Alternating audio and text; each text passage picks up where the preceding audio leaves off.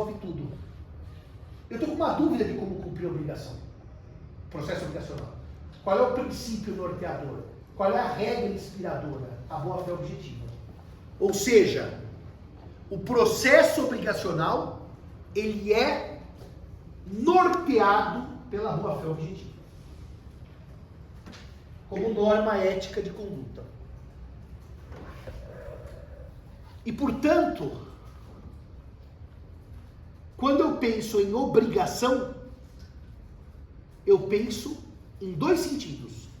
O estático, que é o vínculo, que une o credor ao devedor e tem por objeto uma pressão de dar, fazer ou não fazer. Esse é o que já está na lousa, não muito diferente dos conceitos romanos de obrigação. E o atual, com base em Clóvis do Couto Silva, que é o processo obrigacional, que tende, que leva ao adimplemento. O adimplemento é fim, não é término. Acabamos aí, deu certo? Deu, eu estou tentando enviar para mim aqui. Tá. Agora, o processo obrigacional, ele é compreendido desde antes do nascimento da obrigação e mesmo depois da sua conclusão ou execução. Ele é um processo que ele é compreendido desde antes do nascimento, chamada culpa in contraendo. Tem um livro do Ieri só sobre isso. E depois, quando a prestação é cumprida, quando ocorre a execução, que é a responsabilidade post pactum finitum. Então, o processo obrigacional,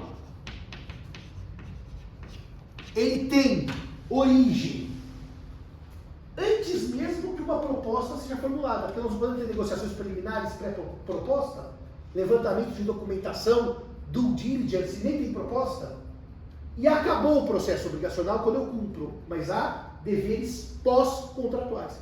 Eu vou dar alguns exemplos que são tão óbvios para vocês, mas não custa lembrar. Por exemplo, o médico acabou determinada cirurgia, uma pessoa famosa, um político famoso.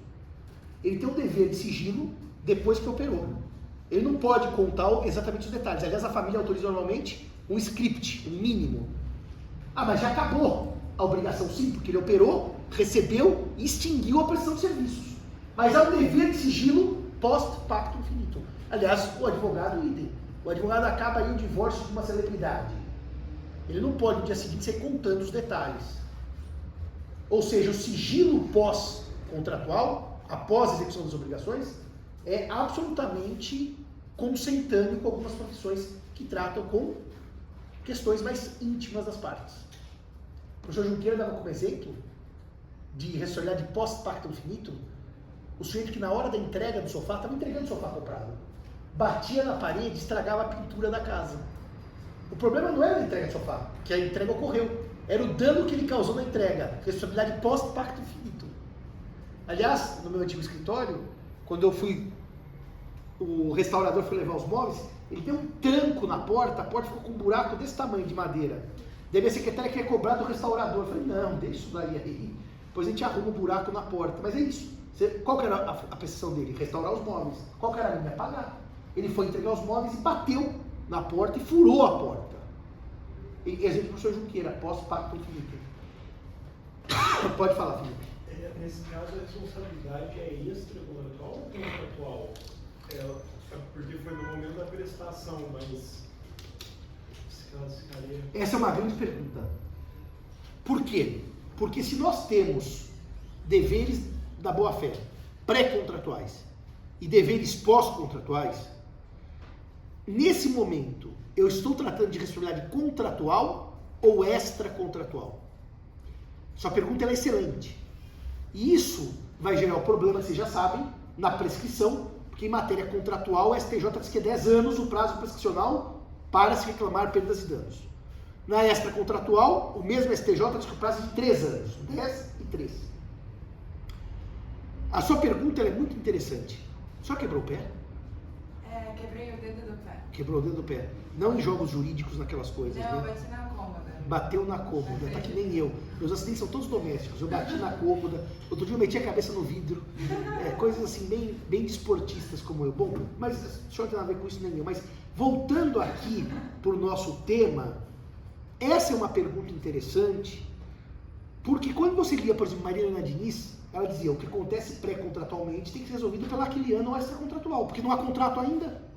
E pós-contrato também tem que ser pela aquiliana ou extracontratual, porque imaginemos que eu tenho um contrato, vamos pensar no meu caso, restauro de imóveis. E tem uma multa lá se o restaurador restaurar mal o móvel.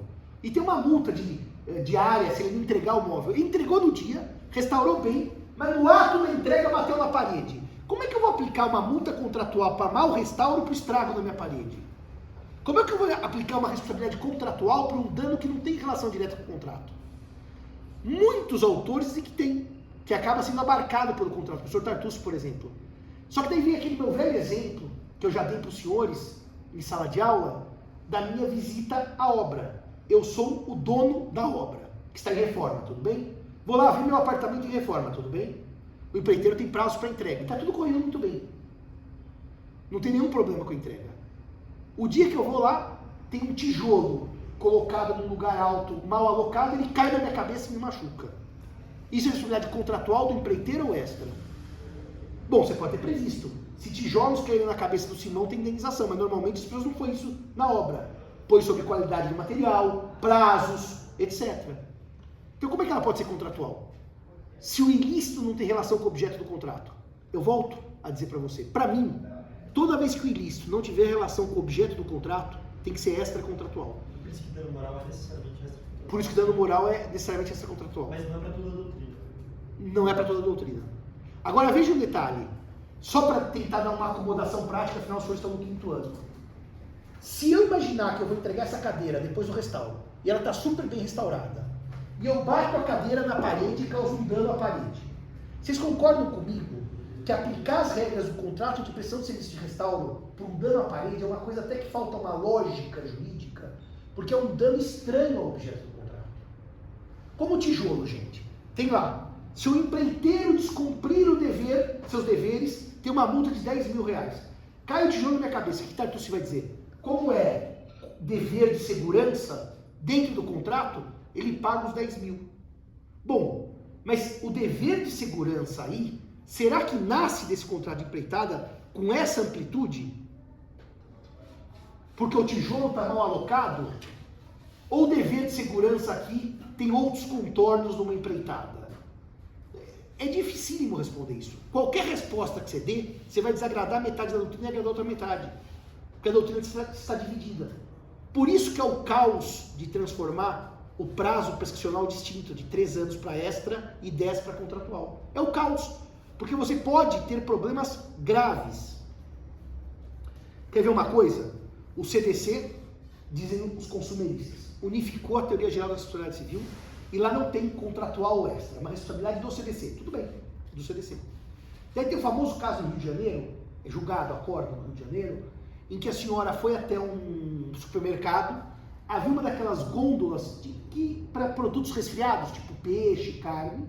Ela passou ao lado da gôndola, a gôndola estava com uma haste de metal solta, quase decepou o pé da mulher. A mulher teve um sangramento horrível, precisou correr para o hospital, fez uma cirurgia, outra cirurgia, porque foi gravíssima.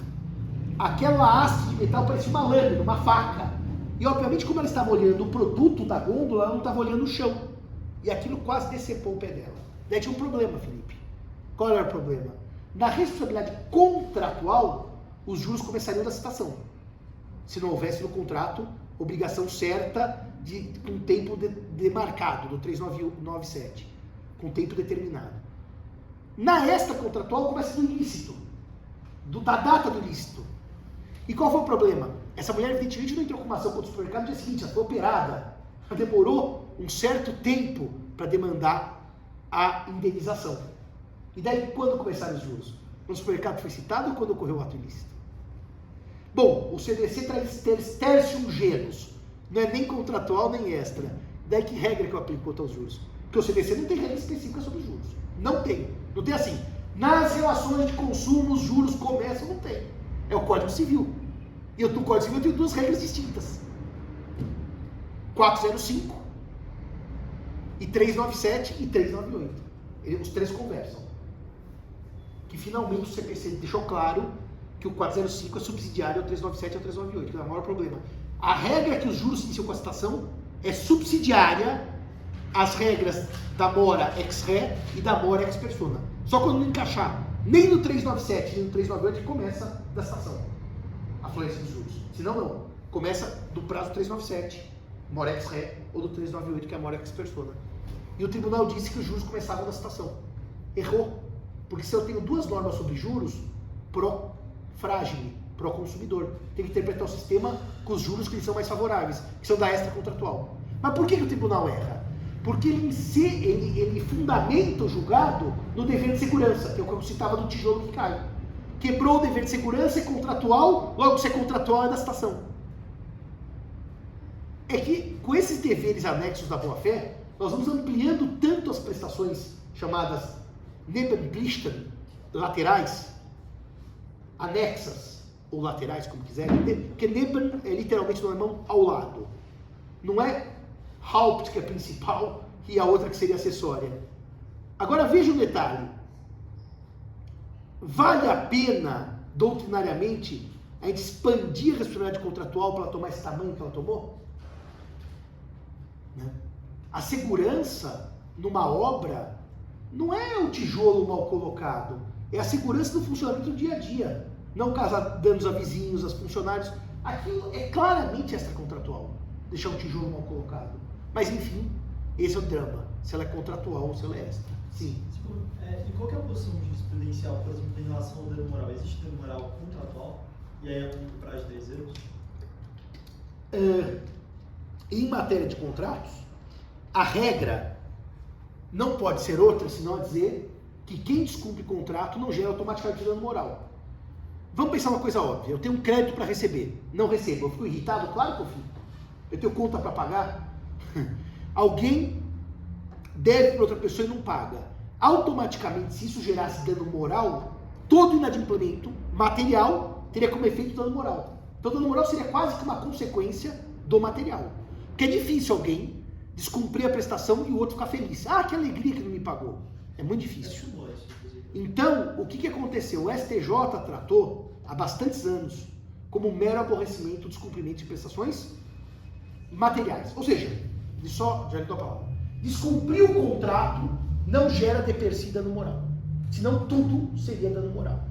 Mas, porém, contudo, então, o STJ colocou no campo dos meros aborrecimentos. Mas, porém, contudo, entretanto, todavia, há alguns contratos que, obviamente, o descumprimento gera dano moral. Obviamente. Mas tem que ser contratos de natureza especialíssima. Exemplo, seguro-saúde. Mexe com a sua saúde. Uma negativa de um plano destrói uma família. Destrói. Então, o judiciário sensível a isso tem reconhecido dano moral em descumprimento de prestação do plano de saúde. Mas não é toda a prestação. Por exemplo, atrasou a entrega do imóvel. Automaticamente gera dano moral. Não, tem dano material para isso. Mas esse tipo de deveres laterais, por exemplo, contrato de honorários, o advogado rouba o cliente. É que roubar o cliente, me parece que o primeiro problema é penal, não é só civil. E sendo penal, a punição é do direito penal. O direito civil tem que recompor a parte. E o fato de eu me irritar por ter sido roubado também não me parece suficiente. Ou seja, não me parece suficiente. Por quê? Toda vez que eu não recebo, eu vou ficar irritado. A não ser que seja pessoa jurídica, que não se irrita. Mas pessoa jurídica também pode deixar de pagar a conta se não receber o que tem para receber. Ah, então eu não recebi, por isso eu não paguei, por isso meu nome foi para a Serasa e para a SPC. Daí precisa fazer um nexo causal diferido, né? Eu não paguei porque eu não recebi. Será que eu posso fazer esse nexo causal sempre? Será que é dado ao devedor imputar um terceiro o dano moral que ele não pagou porque você não me pagou? Ou seja, será que no direito civil o fato de eu ter uma dívida, se o outro não me paga, eu posso automaticamente dizer que eu tive um abalo à minha honra e à minha imagem? São coisas muito difíceis. Pode falar.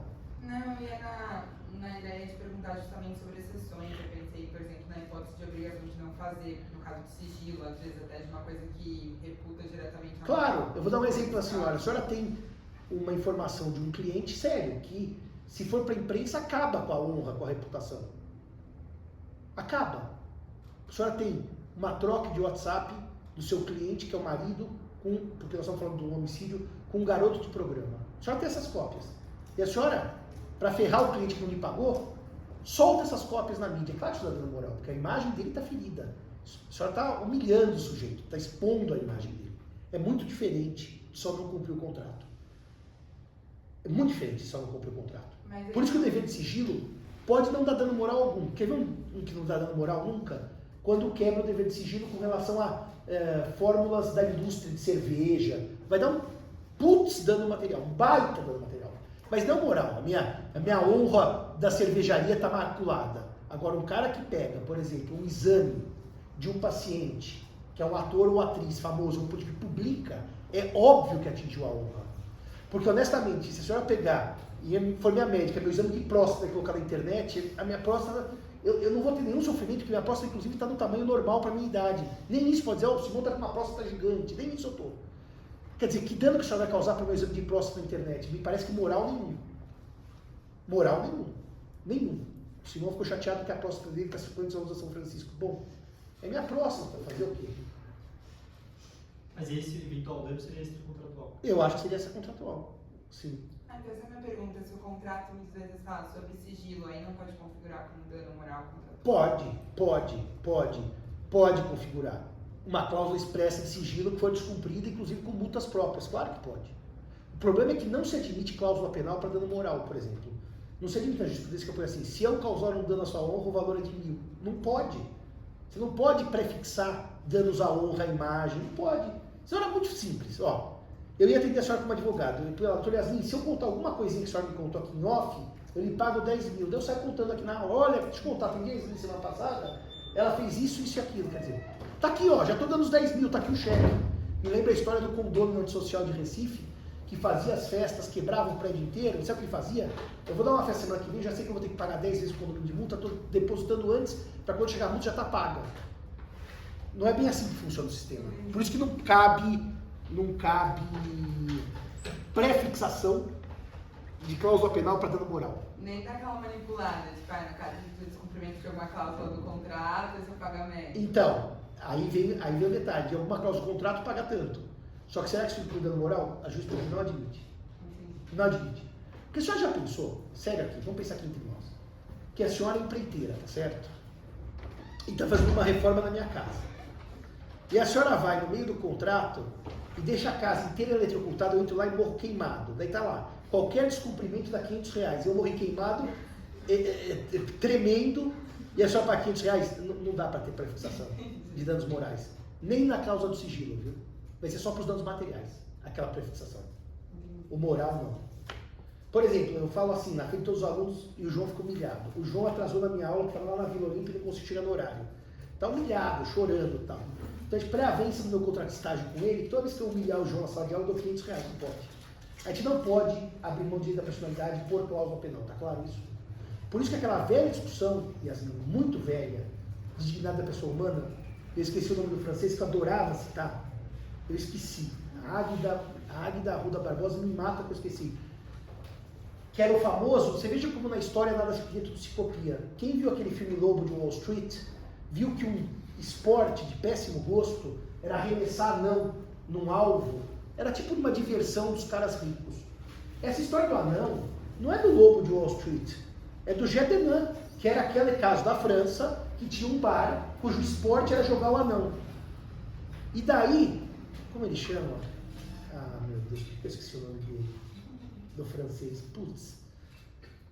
Eu falei com ele na semana passada. E basicamente, que não é o Henri Bergson, eu acho que é Bernard alguma coisa. Mas basicamente o que se discutia era se o anão podia ou não concordar com aquilo de maneira livre. Porque podia dizer o seguinte, como ele disse no processo, eu quero ser jogador, é uma profissão. Eu não tenho outra, eu ganho dinheiro, sustento minha família com isso aqui. Por que eu não posso abrir mão dessa suposta dignidade e aceitar ser jogado? Ele disse isso no processo. Ele disse isso quando o Ministério Público quis bloquear, parar o Gedenan, jogar o anão. E você sabe o que acontece? O que se chegou à conclusão? Que nem nós mesmos podemos abrir mão de partes da nossa liberdade. Se você pensar isso em última análise, é isso que esse francês disse, que eu esqueci o nome dele, é que, em certo sentido, eu pergunto para a senhora prefere morar embaixo da ponte e passar fome ou ser escrava? Eu vou dar comida, eu vou dar boa comida, eu vou dar boa cama, condição de higiene. Você vai dizer, bom, entre morar na rua, passar fome, ser desnutrida, eu prefiro ser sua escrava. O direito não entra com esse, como você tem um mínimo existencial, você pode tudo. Isso justificaria os atos mais bárbaros, no sentido pior da palavra. Eu te dou um prato de comida, então vale tudo. E é por isso que o Gedenan foi proibido. Jogar anão não pode, mesmo com o anão concordando. Porque existem mínimos de dignidade humana. E o dano moral está nesse mínimo. Então vamos combinar assim, João, eu te xingo toda semana e te dou R$500. Não pode. Não pode, esse contrato não vale. Porque ele tem direito à dignidade humana. São mínimos de dignidade. Ele não pode ser xingado toda semana por R$500. Não dá para combinar isso. Tanto que quando tinha aquela cena que eu sou muito velho, né? Então eu só assisto coisa velha, só leio coisa velha, eu sou muito velho. O dia que eu descobri, há alguns anos, que existia um cantor chamado Wesley Safadão, eu quase morri. E só descobri porque meu pai estava lendo o jornal, que deu uma impugnação de um show dele que ele estava cobrando demais. Falou, quem é o Wesley Safadão? Eu falei, não sei, depois na internet, no Google, e achei. Outro dia eu descobri que tinha uma Anitta, mas também já faz uns anos. Eu não sabia quem era a Anitta, daí eu pus para ver quem era a Anitta. E eu confesso que era melhor não ter visto, nem o Wesley Safadão nem a Anitta. Mas, como eu sou desatualizado, eu tinha um programa de televisão que tinha um anão em que falava, pedala, Robinho, e batiam no anão. Eu juro por Deus, era um programa esportivo. Eu vi aquilo, eu achei aquilo tão deprimente, que eu voltei para assistir Peter Sellers dos anos 50, 60, sabe? Para que eu vou ver aquilo? E a discussão era essa. O anão pode apanhar no programa porque ele consentiu com isso. Como que alguém pode apanhar num programa de televisão? Sim, quer dizer, é uma pergunta do século XVIII, né? Podemos escravizar o anão, dar umas porradas nele, mas pagar um bom salário? Mas ele quer ganhar 500 mil para apanhar? O direito já superou esse debate. Você não pode ganhar 500 mil para apanhar. Não pode. Não pode. Sabe por quê? Porque isso é um atraso como espécie civilizacional. O ser humano chegou a algumas conquistas civilizacionais que ele não quer abrir mais mão. E dignidade da pessoa humana é o mínimo. Mas para mim não é indigno. Filho, eu não estou perguntando para você. É um conceito social. Social. E o francês já diz isso desde o Gedenan na França. O caso do anão no bar da França chegou ao Conselho de Estado. Sim. O anão questionou que ele ia ficar sem trabalho. Sim. Chegou, a decisão foi do Conselho de Estado. Não foi que proibiu? Foi em 95. Como chama o francês que fala? Então, isso que eu tô procurando. É um doutrinador que fala com isso sobre a pessoa. Bom, mas enfim. Tá claro isso? Por isso que você não pode, por exemplo, tarifar dano moral no contrato. Você não pode dizer, me xinga que paga tanto. Não pode. Me bate e paga tanto. Isso não pode. Não admitir, mas eu estou feliz. O problema é seu, o sistema não está feliz. É sério isso. O sistema jurídico, ele acompanha um avanço civilizacional. Por que, por exemplo... Eu não achei o nome aqui, é Manuel Wackenheim. Não é esse nome não. Depois eu acho, eu vou ligar para a Ávila. A gente falava disso toda a aula, quando eu era aluno de pós-graduação, também faz já 20 anos que eu saí da pós, não lembro mais nada. Mas não é isso, é Bernard alguma coisa. Bom, eu acho. Vamos aqui para não ficar, porque se agora eu ficar lembrando o nome do francês, eu não saio da aula e não ando mais. Bom, dito isto, nós vamos trabalhar então a obrigação. Eu queria começar dizendo o seguinte para os senhores. Existe um problema terminológico aqui, que eu vou enfrentar, e já vou para o Código Civil, que é dever, obrigação, ônus e sujeição. Dever, obrigação, ônus e sujeição. O crime é da turma 11 e 12 também, é que eu vou dar aula, ou é da 13 e 14? Muito bem. Dever é o mais amplo dos termos. Eu vou fazer um resuminho de Antunes Varela, tá? De 2 minutos. Dever é o mais amplo dos termos. O dever, quando descumprido, ocorre uma sanção. Portanto, o dever é toda conduta imposta pelo direito objetivo. Toda conduta imposta pelo direito objetivo. Por isso que eu falo dever de voto. Por isso que eu falo dever de fidelidade.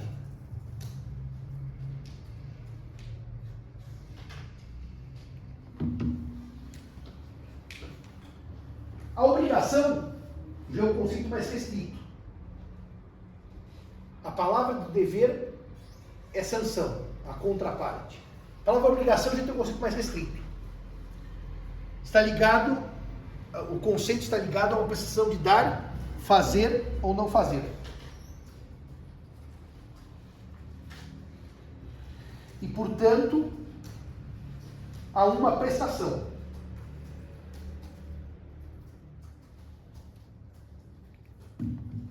Uma prestação.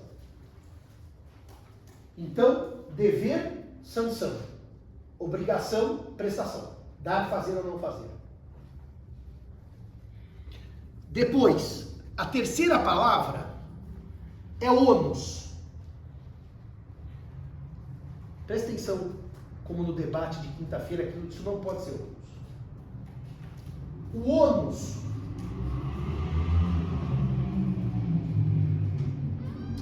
é... Deixa eu ler a definição do Varela, porque eu queria usar as palavras exatas dele, para que não houvesse erro sobre o ônus. Deixa eu pegar aqui minha teoria das obrigações. Ainda bem que a gente tem tudo agora aqui, né, no celular. Antigamente eu dava com umas pastas enormes. Vamos ao conceito de ônus do Varela. Ônus do Varela.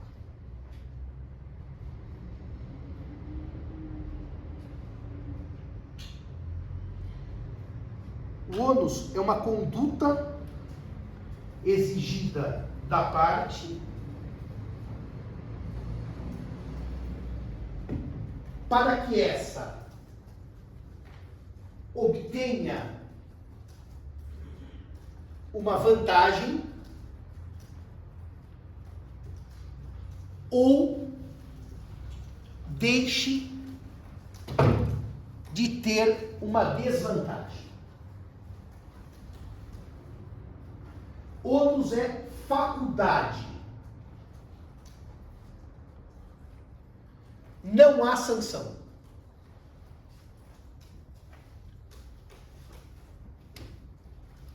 Olha aqui, Anfi. Olha aqui, João. Vocês estavam questionando. Eu comprei uma casa por escritura de venda e compra, tudo bem? Tabelato de notas.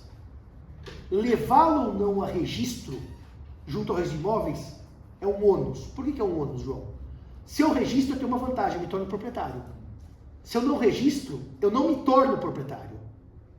Repara, é uma faculdade que me traz uma vantagem. Com o registro, eu me torno proprietário. Qual é a desvantagem de me tornar proprietário? O Anfi vende a casa. Eu compro, por escritura pública. Eu não levo a registro. Amanhã ele vende para a doutora Karina, ela é uma terceira de boa-fé, porque eu não registrei. Então, eu me livro do mico, tiro do meu ombro, me tornando proprietário. Eu tenho uma vantagem. Quando diz assim, o ônus da prova é do autor, quer dizer que se ele não provar, ele perde a ação. É o ônus. Se ele se livra do mico, ele ganha. O ônus da prova é do réu, mesma coisa. Se ele prova, ele ganha. A distribuição do ônus da prova. Hoje em dia o juiz pode inverter o ônus da prova. O tal da carga dinâmica da prova. Mas vamos pensar no normal, do dia a dia. Os fatos constitutivos de direito do autor, ônus dele provar. Se não provar, ele perde. Ele não tem uma sanção, só que ele deixa de ter uma vantagem, que é a vitória. Os fatos modificativos extintivos, são 3 palavras. Impeditivos, modificativos e extintivos são ônus do réu. Se ele não prova, ele perde a ação. Você entendeu o que é o ônus? Por isso, Gui, por isso, João, que o dever de renegociar nunca pode ser ônus. Por quê? Se eu negociar ou não negociar, o juiz não pode me dar vitória ou retirar vitória porque eu não negociei. Ele não pode me dar nenhuma vantagem. Ele não pode tirar nenhuma vantagem porque eu não negociei. Ou seja, o juiz pode dizer assim, como o professor Simão não negociou, a ação revisional de aluguel é improcedente, por exemplo. Não pode. Ele não pode aplicar, dizer assim, por outro lado. Como o professor Simão negociou, a ação é procedente. Bom, mas a ação procedente ou improcedente Não tem relação com o dever de negociar ou não. São as condições da revisão contratual em si. Por isso que dever de renegociação não existe no direito brasileiro. Porque ele não é dotado de nenhum efeito prático. Agora, o contrato pode transformar numa obrigação. E pode pôr assim: se as partes não cumpriram o dever de renegociar, aquele que se negou não pode pedir a revisão do contrato. Bom, aí nós combinamos. Vai caber ao juiz, vamos dizer assim, a lei, quantificar o que é um dever de negociar, dar densidade ao dever de negociar. Está bem claro isso? Mas de per si falar é um ônus. Bom, se eu não me... Aquela propaganda da Tigre antiga, chegava um cara com um tubo que não era da Tigre, e ele estava com um mico pulando aqui no ombro, é isso. O ônus é o mico. Ou me livro do mico e ganho o jogo, ou morro com o mico na mão e perco o jogo. Mas não há como se impor ao outro uma sanção, porque o ônus é em meu benefício. Está bem claro isso? O senhor se convenceu, doutor Guilherme? Pois. Não convenceu, né? Por que o senhor se Tem convenceu? vantagem, senhor. Não tem intervenção de terceiro no contrato. Mas isso é uma vantagem indireta aqui. Isso não é uma vantagem contratual. Não ter intervenção de um adjudicador no contrato, isso não é uma vantagem jurídica. É uma vantagem em sentido, no máximo, moral. Mas manter a vontade das partes. Mas sim, mas manter a vontade das partes desde que as partes queiram. É o problema que não há como obrigá-las a querer. Assim, eu digo, quero negociar, você diz não. Aí então você tem um ônus. E qual é o problema de eu falar não? O Simão fala assim, quero negociar, alguém fala não. Entramos em juízo pedindo a revisão. Você falou não. O fato de ter falado não muda a sua situação para ganhar ou perder? Muda. O juiz pode decidir contra ou a favor porque você não negociou? Não existe isso no sistema. Ou seja, o fato de negociar ou não é irrelevante para a revisão do contrato. Está bem claro isso? Nenhum juiz pode dizer, como o Guilherme Anfis recusou a negociar, ele é punido por uma revisão contratual. Não é assim que funciona. A sua vontade de renegociar, ela é irrelevante. Salvo se a lei dissesse, há um dever de renegociação que, se descumprido, gera isso e isso como efeito. Vai ter que escrever os efeitos.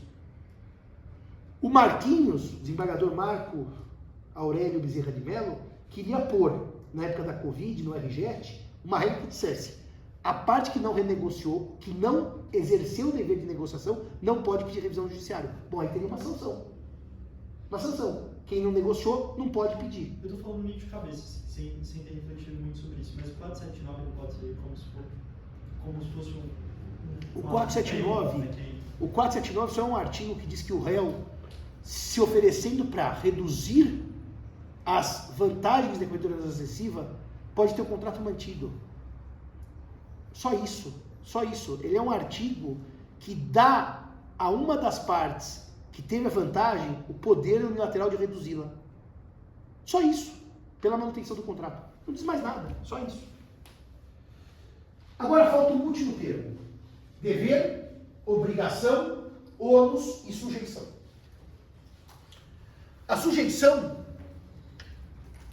tem por contraparte o chamado direito potestativo. E, portanto, o titular do direito potestativo é aquele que pode exercer o direito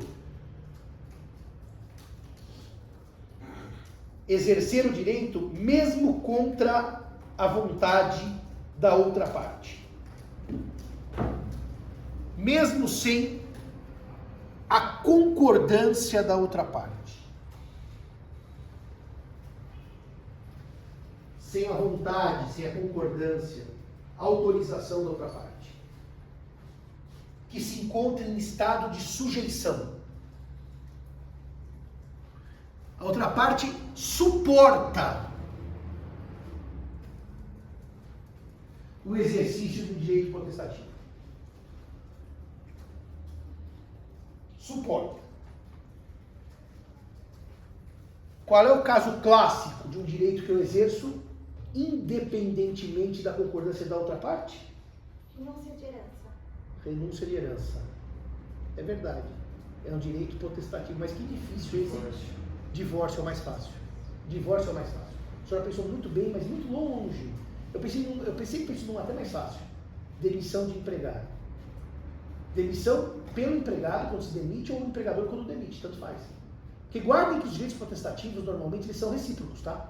Então vamos pensar no caso, por isso que a renúncia ela fica meio estranha. Mas vamos pensar no caso do divórcio. Qualquer um dos cônjuges pode pedir divórcio, certo? E o outro tem que suportar. O outro não tem como resistir. Dizer, não concordo.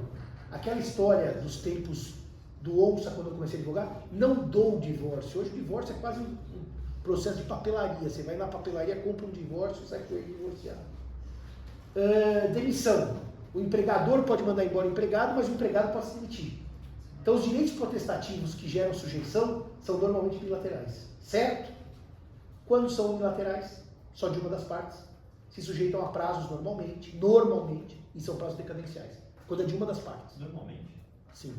Porque tem direitos potestativos que não sujeitam a prazo nenhum. Investigação de paternidade. Eu posso pedir a qualquer tempo. Mesmo com meu pai morto. Quando tem prazo, o prazo é decadencial. Mas ele não seria bilateral? Porque o pai pode pedir uma investigação. É verdade, o pai pode pedir para o filho também. Uma investigação, não. Daí não chama investigação, chama... Mas é um nome diferente, Sim. é a mesma coisa. Sim, sim. Averiguação. Não é averiguação de paternidade, Você pode vindicar o estado de filho, De pai. de pai. Unilateral, sem prazo. Normalmente eles são bilaterais. Às vezes o prazo é diferente. Por exemplo, eu posso ter um prazo para o distribuidor denunciar o contrato, que é diferente do prazo da indústria que tem o produto distribuído. Eles podem ter prazos diferentes. Mas sempre tem prazo. Mas sempre tem prazos. Sempre tem prazo. Aliás, a lei expressa na distribuição, na agência. Fala. Direito de arrependimento entra nisso? Direito de arrependimento é o direito potestativo unilateral. Por isso que a lei dá prazos. Por exemplo, no CDC, vocês sabem que os bens adquiridos fora do estabelecimento são 7 dias. Adquiridos fora do estabelecimento comercial, por telefone, por internet, como é que vocês quiserem, por aplicativo, são 7 dias. Direito de arrependimento, por exemplo, normalmente é unilateral. Posso dar para as duas partes, no sistema de arras, mas pode ser unilateral. Pode ser unilateral, dado por lei. Quer ver um outro direito potestativo unilateral, que tem prazo para exercício? Retrovenda. Eu vendo para você e me reservo o direito de recompra desse imóvel. É só para imóvel, retrovenda. É unilateral. Quem vendeu tem um prazo para recomprar. E o outro se sujeita, tá? Quem compra sabe que naquele prazo ele tem que se sujeitar à vontade do vendedor pela recompra. Retrovenda é uma recompra forçada. Preferência. Eu vendo e dou o direito de preferência. Eu digo, o vendedor, eu estou comprando, se eu quiser, eu que comprei, vender, você vai ter a preferência. Então vamos dizer que eu vendi para a doutora Karina o meu carro por 30 mil. Vendi para ela. E ela disse, Simão, se eu for revender, você tem a preferência. E ela vai vender para o doutor Fraia por 40, porque ela achou um bom negócio. Ela tem que me dar o direito de recompra. Por 40. Por 40, preferência. E nas mesmas condições que o terceiro. É unilateral. Só eu, vendedor, tenho a preferência na recompra. É unilateral. Todos têm prazo na lei, tá? Todos têm prazos máximos na lei. Para retrovenda, para preferência. Está na lei os prazos máximos. Pode falar. Eu estava pensando se direito potestativo unilateral sem prazo seria direito de correção de documento público. Se tem algum erro no documento público, você pode corrigir a qualquer tempo. Sim, O sim. Estado não vai questionar isso contra você. Sim, o Estado não tem. Sim, sim. É um direito potestativo sem prazo, claro. Para corrigir erro em documento público. É um bom exemplo. Contrato de opção entra nisso? O contrato de opção tem um problema. Tem que ter prazo. Se prazo não houver, o código vai dizer que o devedor, aquele que está devendo a opção, vai marcar prazo. O código não permite uma opção sem prazo. Só para deixar claro, se prazo não houver, não é que o contrato de opção é nulo. Mas daí, quem deve a opção pode assinalar um prazo. Não vai haver chance de uma opção eterna pelo sistema do Código Civil brasileiro. Por isso que não dá para encaixar bem. Porque daí o prazo vai ser fixado pelo Devedor da opção. Então vamos pensar o seguinte, eu tenho que comprar 4 casas para construir um prédio. Esse aqui tá chato para me vender. Então eu pego a opção da casa 1, opção da casa 2, opção da casa 3. Eu sou construtor. Quando eu fecho a casa 4, eu exerço as opções. Só que vamos supor que eu não pus prazo nenhum. As opções, eu dou lá, sei lá, 30 mil reais para você e digo, tem a opção de comprar sua casa. Você vai notificar e dar um prazo razoável. Você não pode ficar, porque senão isso aconteceria, Yasmin, uma subordinação eterna. Até o dia que a construtora acordar e falar, agora eu quero a casa. 1 ano, 2, 5... Não, o direito civil não permite isso. Mas ainda assim você vai ficar uma sujeição temporária. Embora A sujeição vai ser sempre temporária. Com prazo ou sem prazo, o prazo depois vai ser dado pelo devedor, à luz de uma razoabilidade. Também o devedor não pode falar assim, compra minha casa em 40 minutos, não é isso. Mas vai dar um prazo razoável para exercer esse direito. Quando prazo não houver. Isso é um tipo, não, de protestante muito... Da opção? Não, de identificação de documento. É um direito que eu tenho, que eu estou sujeita a alterar os documentos públicos. Tem erro, claro. Claro, você pode falar de alguma questão de nulidade também, nesse sentido você poderia querer a nulidade. Daí é declaratório. É que daí é declaratório. Aqui a retificação muda o documento. Errar é o seu nome no registro civil. É o caso clássico de retificação. Aí não é uma declaração. Precisa mudar o documento. Precisa alterar o documento público.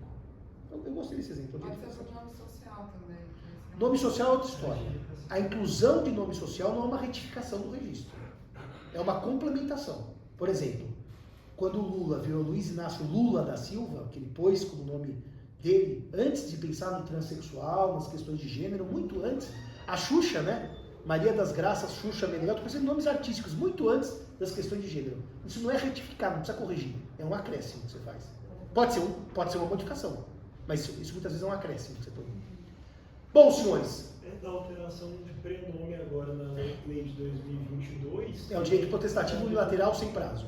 Porque a lei de registros públicos mudou, não há mais prazo para alterar o prenome. Antigamente era 1 ano da maioridade civil. Hoje não. Você pode estar com 60 anos e mudar o prenome. Bom exemplo. E eu digo sempre, Felipe, que isso é muito estranho, né? Porque, qual é o problema disso? Isso, no fundo, é a prova de que no Brasil não vale nome, que vale CPF. A gente se identifica mais pelo nome. É uma ilusão. Qualquer estabelecimento comercial, você põe o seu CPF. Já repararam nisso? E se você chegar num hotel para entrar, antigamente tinha umas fichas longas, né? Agora basta o CPF e o e-mail. Por quê? Porque o CPF é onde dá a sua ficha corrida. Entenderam isso? É por isso que o nome não é tão relevante. Por que o nome antes era relevante? Você muda de nome e você dá uma fraude contra credores.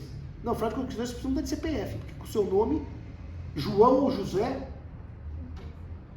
Tanto que existia aquele princípio da imutabilidade do nome, né? Eu não achei ainda autor, também que eu esqueci, quando eu fui procurar isso, eu não achei ninguém que já tinha escrito sobre, agora já deve ter. Como é que ficou isso depois? Não, acabou o da princípio lei? da imutabilidade. Agora O nome é mutável, o sobrenome é mutável. E sabe de onde surgiu essa questão? Qual foi a pá de cal para falar que ele é mutável? Sabe qual foi? Qual foi?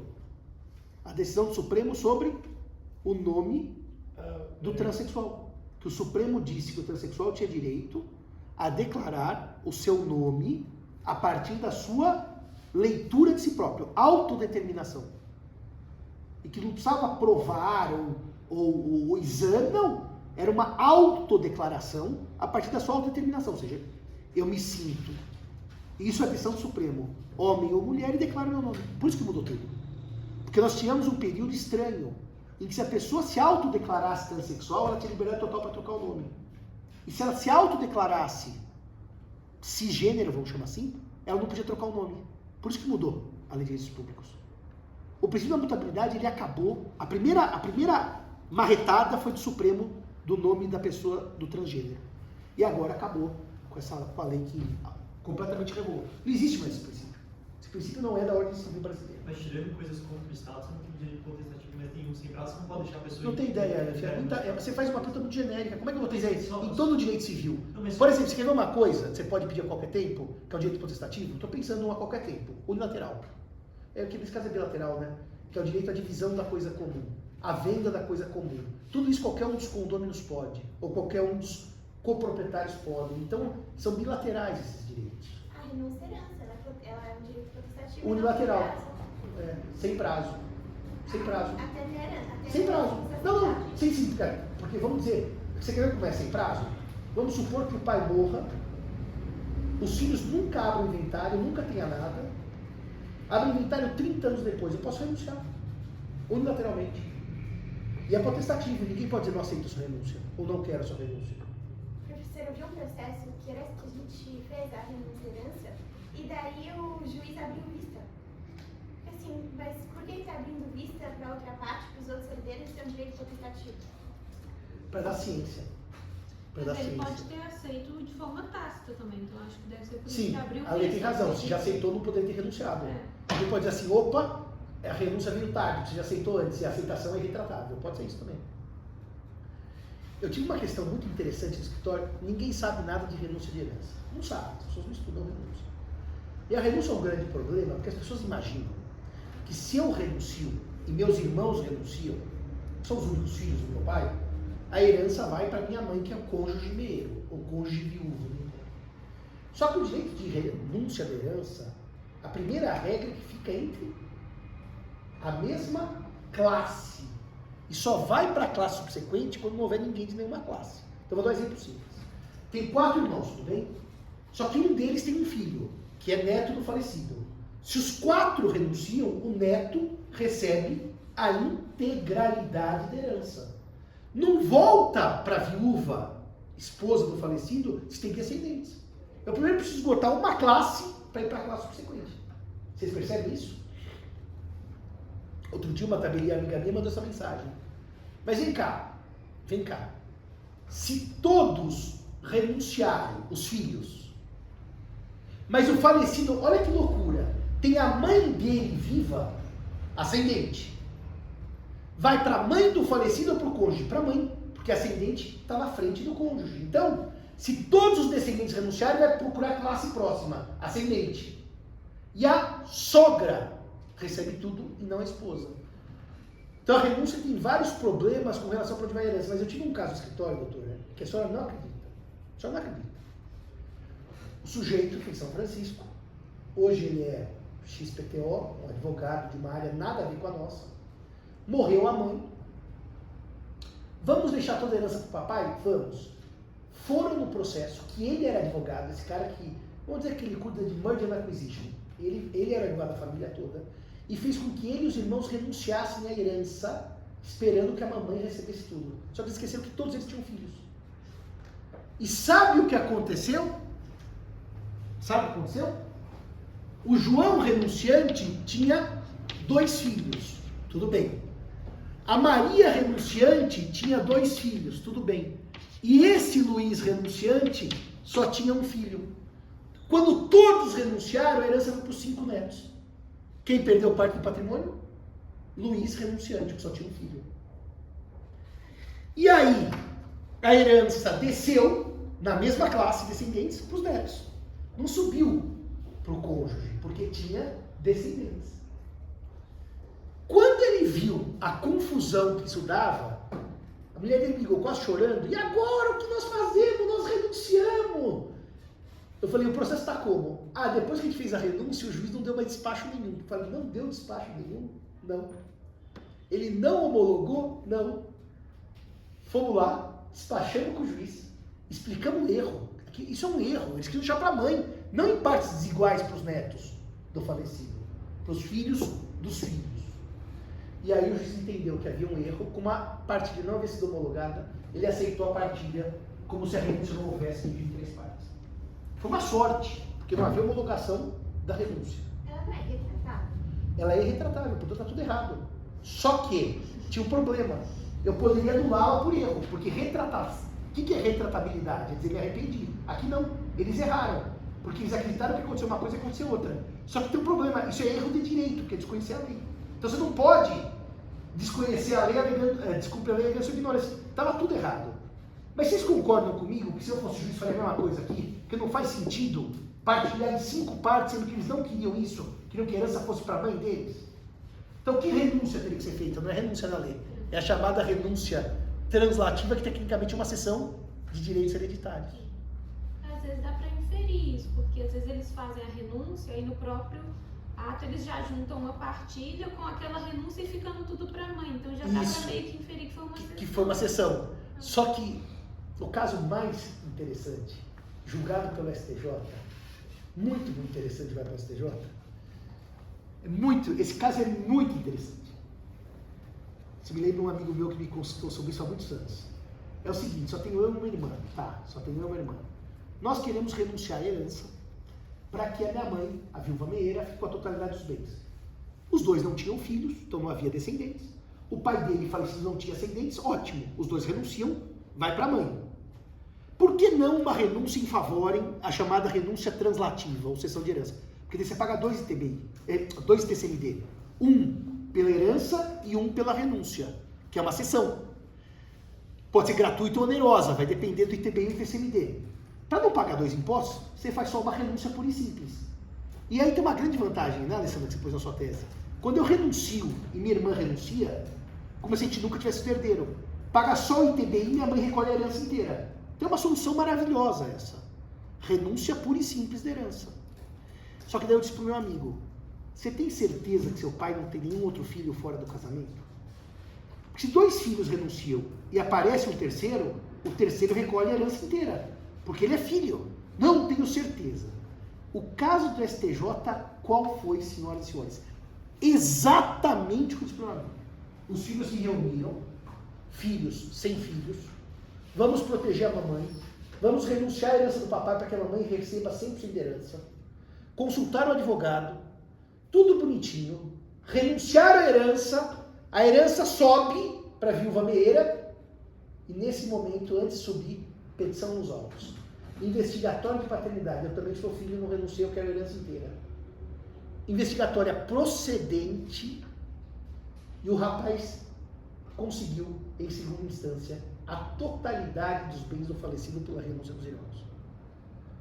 Quando chegou no STJ, o STJ julgou em sentido diametralmente oposto. A renúncia foi feita em erro. Olha como a renúncia não se retrata, mas se anula por vício do consentimento. Claro que eles não sabiam que ele tinha um filho fora do casamento. Claro que eles não sabiam, tanto não sabiam que nem filho ele era antes da ação investigatória.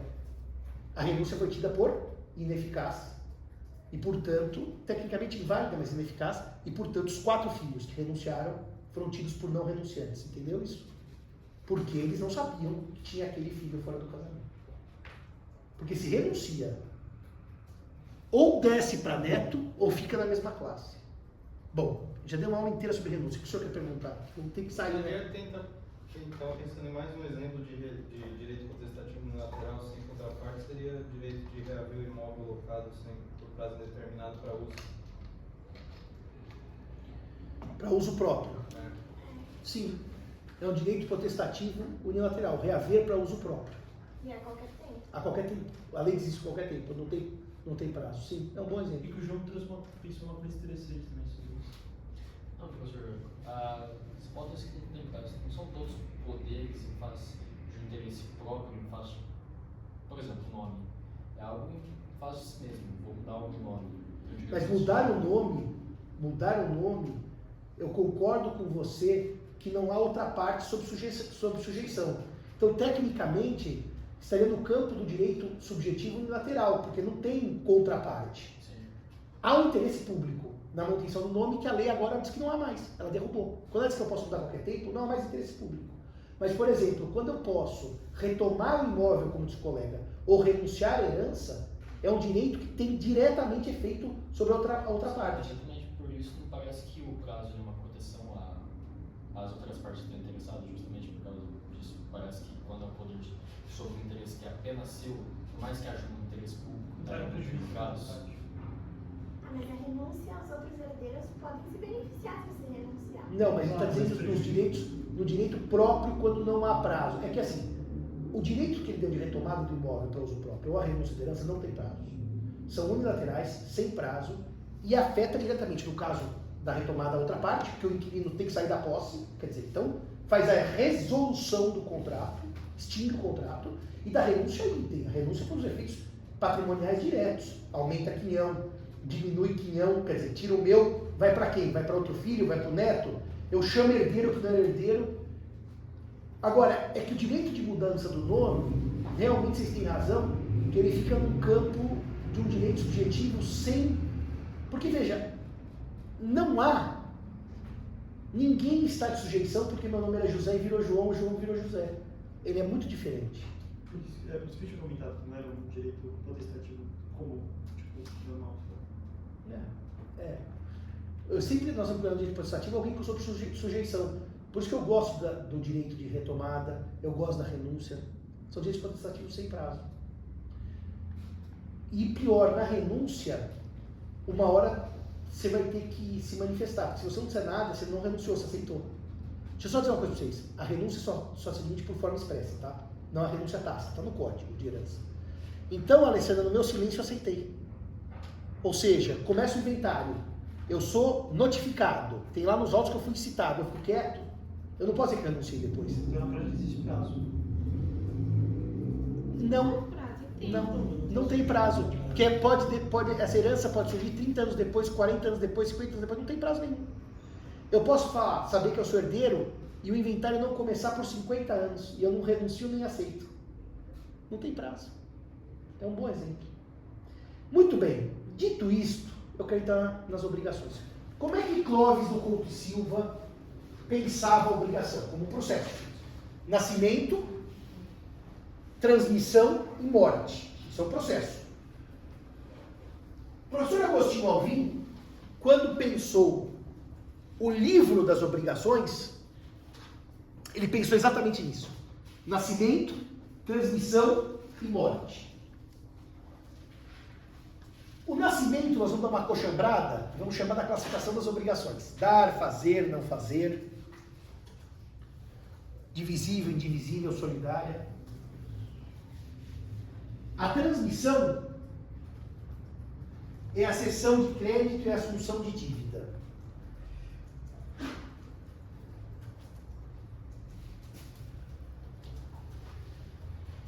E a extinção pode ser extinção natural, que é o adimplemento, que é o pagamento, ou a extinção patológica, que é o inadimplemento. E foi assim que Agostinho Alvim desenhou o livro.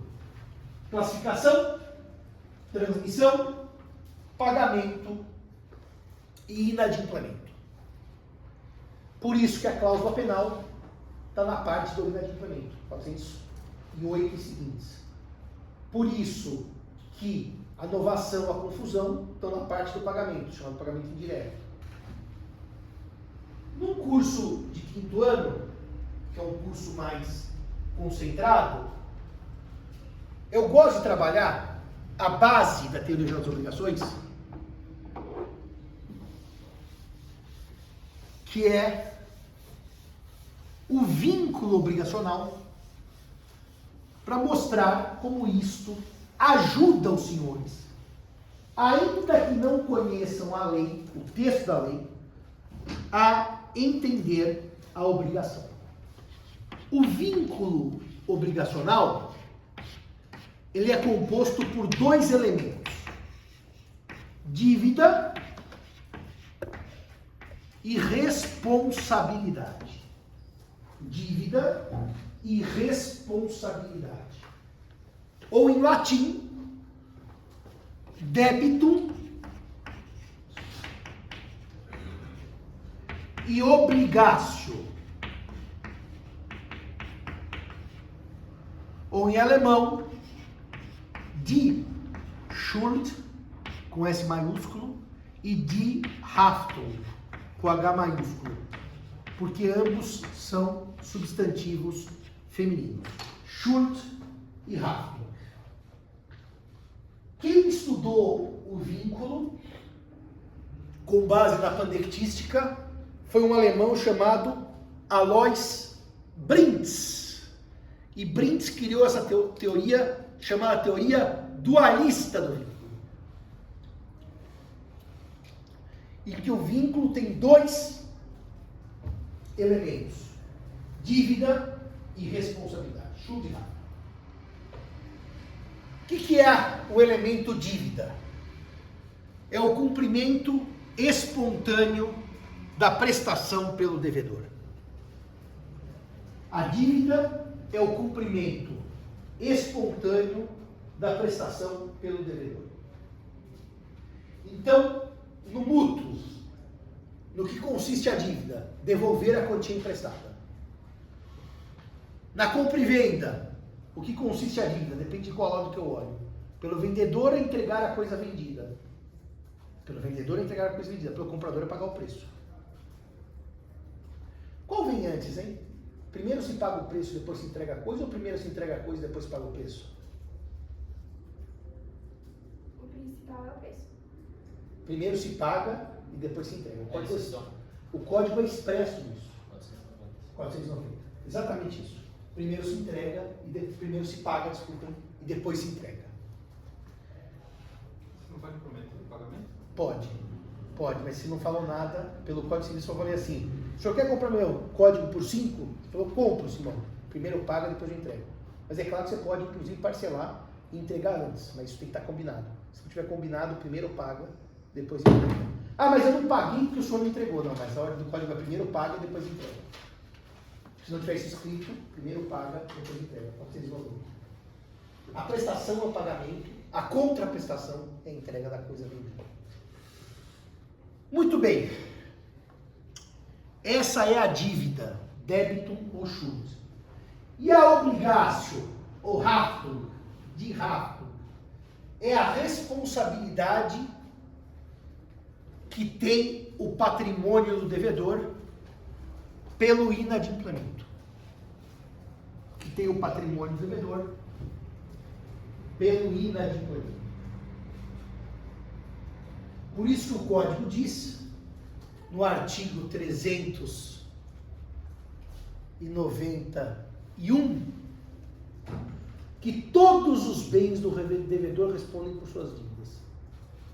Aliás, 391 ele fala isso, e no 942 também ele fala que os bens do devedor, do ofensor, respondem por suas dívidas. Só que daí vem uma questão, né? Duas questões. Primeiro, a responsabilidade é patrimonial e não é pessoal. E a segunda é, todos os bens são todos mesmos ou todos menos alguns? Vamos começar pela segunda parte da questão. Se a responsabilidade é patrimonial, isso quer dizer que o devedor responde por suas dívidas com seu patrimônio. Mas, há garantias de um mínimo existencial? Sim. Chamados bens impenhoráveis, certo? Talvez o mais famoso deles seja o bem de família. Mas há outros bens impenhoráveis no próprio CPC. Quando fomos fazer o projeto de reforma do Código, o grande debate da professora Rosa e do professor Tartucci é que eles queriam alteração desse dispositivo para incluir no texto do Código Civil,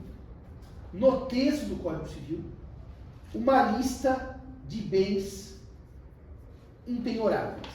Então, o artigo 391, se a reforma for aprovada, passa a seguinte redação. Pelo inadimplemento das obrigações, respondo de todos os bens do devedor suscetíveis de penhora, ou seja, os que são penhoráveis. Essa seria a redação nova. E o 391A, ele diz assim, isso é artigo pensado pela professora Rosa Neri, tá? Ela mandou pronto, estou lendo uma leitura que veio pronta. Salvo para cumprimento de obrigação alimentar, o patrimônio mínimo existencial da pessoa, da família e da pequena empresa familiar é intangível por expulsão do devedor. Da pessoa, da família e da pequena empresa familiar. Ou seja, a pequena empresa familiar é como se a pessoa física fosse, para fins desse dispositivo. Além do salário mínimo, tal, casa de morada, módulo rural, tem um monte de incisos que eu não vou ler um a um, porque isso fica no projeto. De qualquer maneira, o Código Civil, se a reforma for aprovada, trará uma lista de bens impenhoráveis. Qual é a minha opinião sobre isso? Já que eu cuidei da teoria das obrigações. Eu jamais ponho isso aqui. Para mim, penhorabilidade é matéria do CPC, que fala em penhora. Penhora é ato processual. Se fosse inalienável, é ato de material. Porque doação é alienar, permuta é alienar, venda é alienar. Aqui nós estamos tratando salvo tal, é intangível. Bom, intangível quer dizer o quê? Que é claro que não se penhora, é isso que está tratando aqui. De bens que não se penhoram, tá certo? E tanto que já embaixo, ela já usa no inciso primeiro, bens impenhoráveis. Então, a professora Rosa, de maneira muito inteligente, fugiu da palavra impenhorabilidade no caput de 391 lá e pôs bens intangíveis. O que são intangíveis? Inalcançáveis. Inalcançáveis para quem? Não para o próprio proprietário. Tem que ser para quem queira alcançá-lo. E quem quer alcançá-lo? O credor. Porque o bem ser intangível não quer dizer que ele é inegociável para venda, para permuta, para doação, etc. Então, a minha opinião sobre esse artigo é que esse artigo tem uma cara puramente processual. Porque é perda de patrimônio em penhora. Penhora, quem penhora é no processo. Não é para dação e pagamento, não é para permuta, nem para venda e compra. Mas está aqui. Temos um artigo de impenhorabilidade. Pode falar. Professor, mas esse dispositivo com a redação listando, eu acho que ele meio que contraria a própria intenção dele, porque a intenção é dar maior proteção. Só que quando você lista tudo, depois vai vir a discussão. É taxativo, é exemplificativo, e daí as pessoas podem ficar com mais receio de incluir coisas lá. E daí tudo que está fora pode vir a se interpretar, tudo que está fora não é mais empenhorável? Então, porque como nós temos a lista do CPC, aqui vai dizer, além do salário mínimo, a qualquer título recebido, bem como dos valores que a pessoa recebe do Estado para fins de assistência social, considera-se também patrimônio mínimo guarnecido por bens impenhoráveis. A casa de morada, o módulo rural, a sede da pequena empresa. Então a discussão seria assim, se isso aqui é aprovado, afetaria o rol de impenhorabilidade do CPC. A resposta é não, porque eles têm escopos distintos. Se a senhora lê o que está lá e o que está aqui, não é a mesma coisa. Parece ser uma lista cumulativa, mas pode dar problema de dizer se isso aqui exclui ou não exclui, pode dar problema. Esse artigo tem uma coisa boa que eu gosto. A casa de morada de alto padrão, se aprovado, é o parágrafo 3º do 391. A casa de morada de alto padrão pode vir a ser escutida pelo credor até a metade do seu valor, remanescendo em impenhorabilidade sobre a outra metade, considerado o valor do preço de mercado do bem a favor do devedor executado e de sua família. Basicamente é o seguinte, doutora, só tem um apartamento que é bem de família, vale 15 milhões de reais, uma cobertura na Vila Nova Conceição. Toma-se, vende-se, devolve 7,5 para a família do devedor e os 7,5 os credores tomam. Isso eu acho muito bom, para evitar abuso do bem de família. Eu, aliás, se tivesse dado um pouco desse artigo, que eu não dei, ele veio pronto para a professora Rosa, eu pus aqui, eu nem poria a outra metade. Eu deixaria a critério do juiz. Porque você imagina um bem de família de 30 milhões. Você pode muito bem morar no de 1 milhão e dar 29 para o seu credor. Mas aqui foi meio a meio. Então esse artigo seria interessante para permitir a penhora do bem de família de alto luxo, de alto padrão, vendendo e dando metade do dinheiro para o devedor. Só que é claro que se isso acontecer, só para deixar uma coisa bem clara, não dá para dar isso. 15 milhões, vende, 7 milhões e meio vai para o credor, 7 milhões e meio vai para o devedor. Ele compra uma casa, daí penhora de novo porque tem alto valor. Não, porque senão acabava nunca. É uma penhora única. É uma penhora única, tá? Mas define-se o que é um alto valor? Não, mas isso, doutora, hoje, basicamente, é uma coisa óbvia. Se você olhar hoje apartamento que uma família mora com dignidade, você não precisa de mais de R$1 milhão para ser digno. Agora, morar numa casa de 30 milhões de reais, como era de Márcio de Ferreira, que era um clube, um museu, um cinema e uma casa, está um pouco além da dignidade do devedor para ferir a dignidade do credor, que passou a ser o famoso trouxa, né? Pode falar, senhor. Eu ia mais ou menos nessa linha. Se ele fala o que é mínimo existencial, o que é o imóvel... O sistema, doutor Karina, é um sistema de cláusulas abertas. E a culpa não é da reforma. Lá atrás tem um sistema de cláusulas abertas. Então, o código não é pródigo em dar balizas para se definir as cláusulas abertas. E fica isso a cargo do juiz. Mas isso não é da reforma, tá? O código inteiro, assim. Por quê? Qual era a ideia? O código Bevilacqua era um código datado. Tinha prazo de vencimento, porque nasceu e ficou imobilizado, paralisado.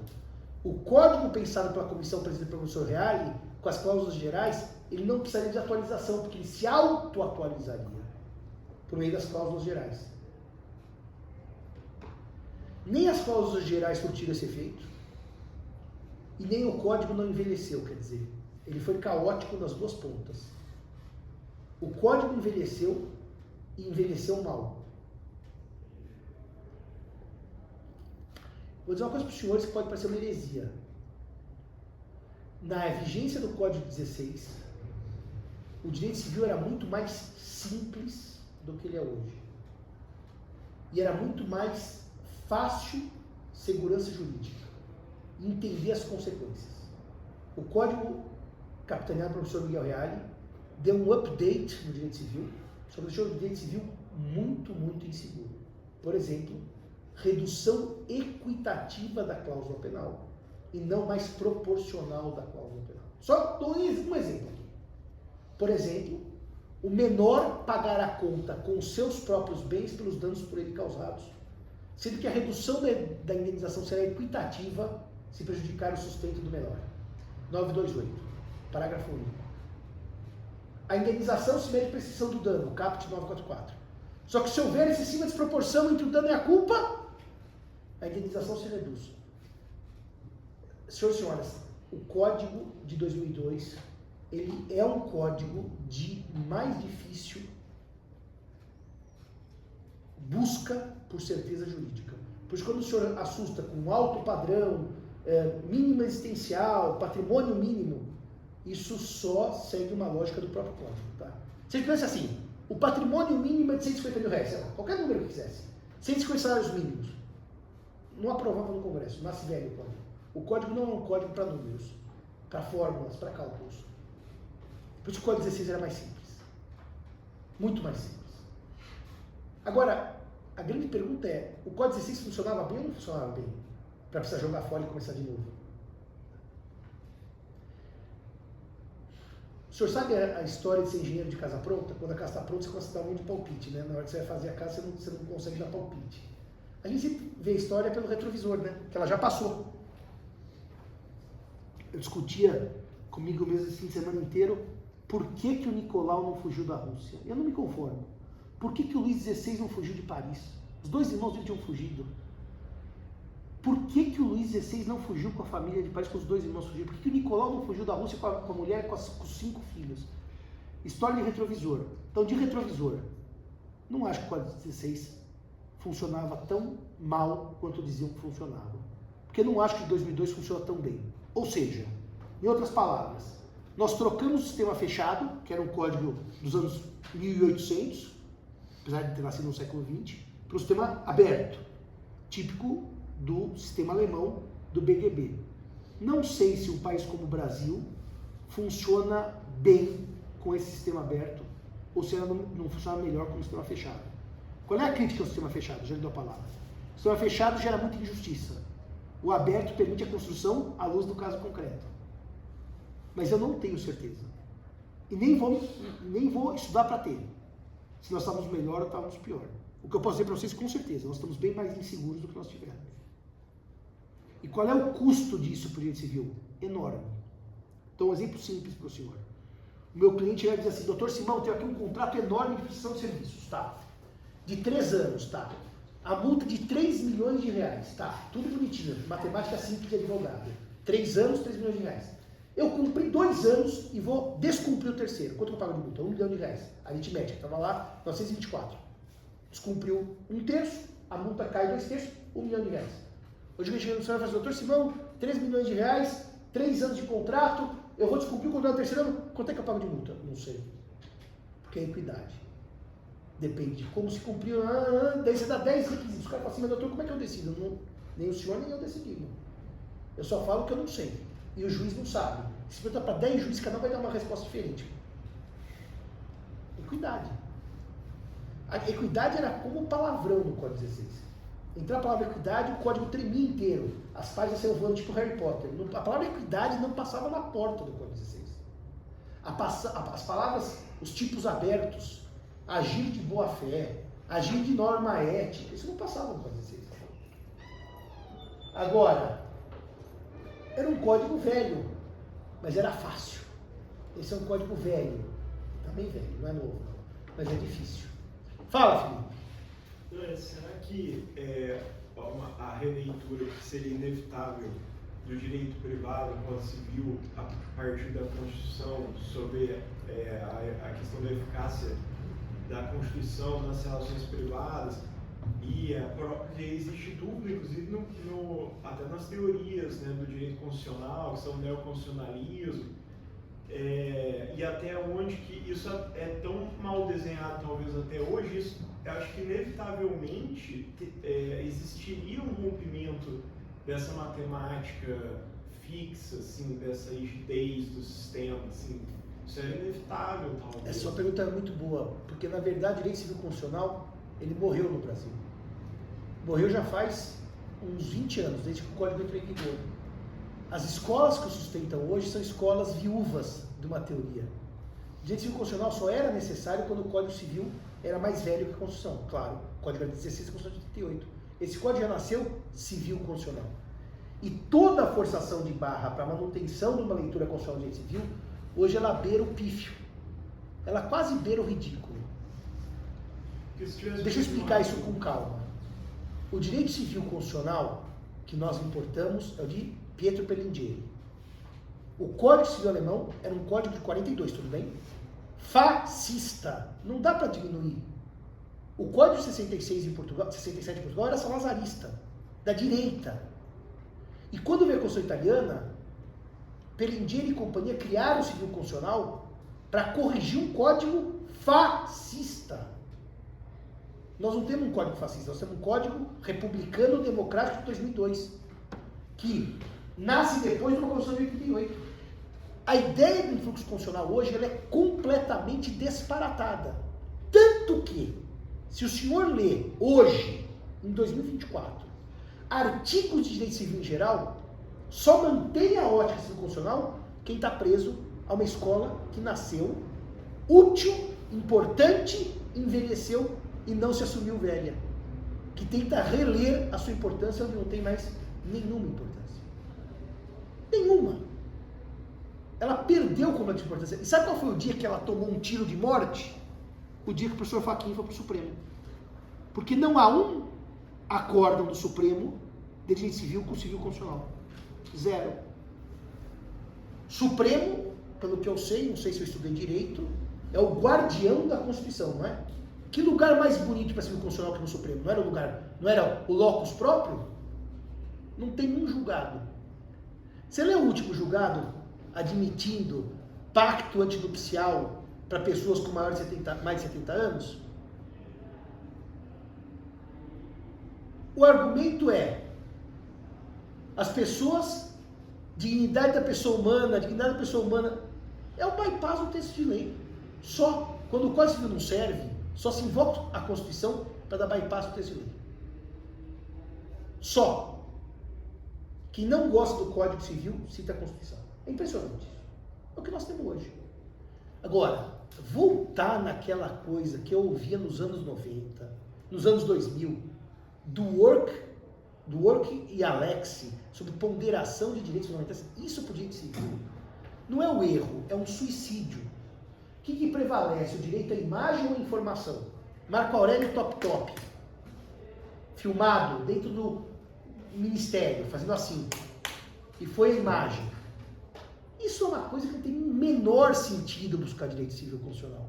Chama-se direito civil puro. Se o sujeito exerce um cargo público, está se debatendo um tema relevante à nação, e ele faz assim, com a janela aberta do gabinete, a nação tem direito de saber, porque ele está num cargo público. Se eu ver na minha casa, ninguém tem que filmar o Simão fazendo assim, no caso do impeachment da Dilma, ou do impeachment do Collor, ou qualquer outra coisa. Então não precisa de nada disso.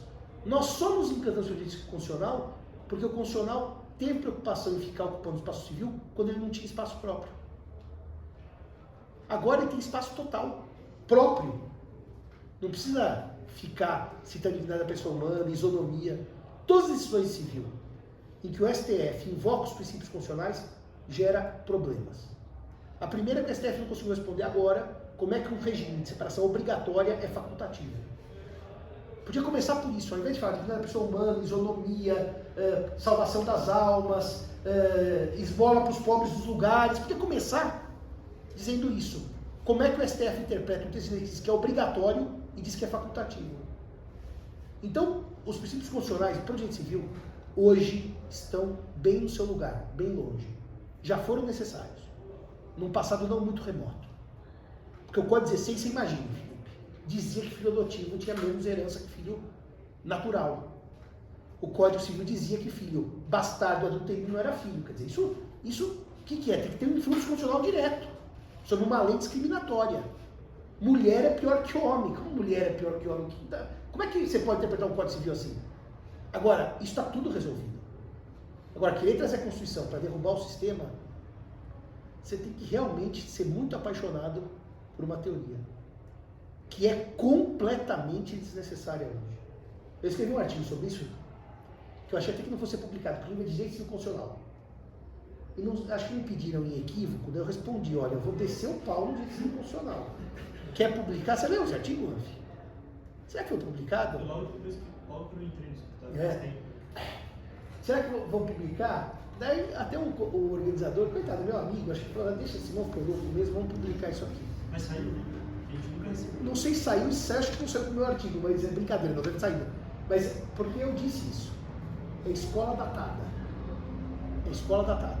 O Código Civil posterior à Constituição, eu não preciso da Constituição, salvo coisas grotescas. Querem ver uma coisa grotesca do Código atual? Que a Constituição salva? Mas salva, talvez sem precisar salvar. Porque o Código Civil traz a função social da propriedade, expressa. E tem o artigo que permite ao poluidor, ao vizinho, poluir as águas necessárias. Numa regra civil constitucional, por óbvio que poluir águas desobedece a função social, frustra a função social. Então não pode poluir água mesmo o código autorizando. Mas será que isso precisa ir no código? Sair do código? Ou uma leitura sistemática do código diz que esse artigo não conversa com os outros? Ele está excluído do diálogo entre os próprios artigos? Não sei.